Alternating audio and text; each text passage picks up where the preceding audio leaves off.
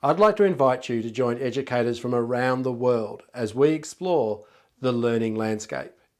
Beginning next Wednesday, the 27th of May, we'll explore how the learning landscape brings learning to life in our classrooms. We'll talk about how the idea of a challenge pit allows students to identify their learning zone and distinguish that from their comfort zone and performance zones.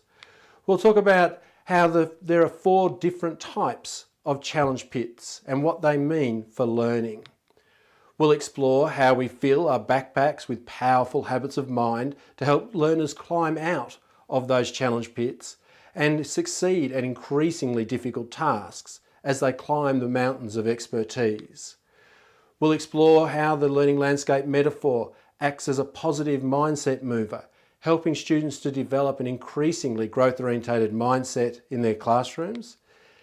And importantly, we'll be talking about how the metaphor allows us to help students become better learners by developing learner agency in their classroom.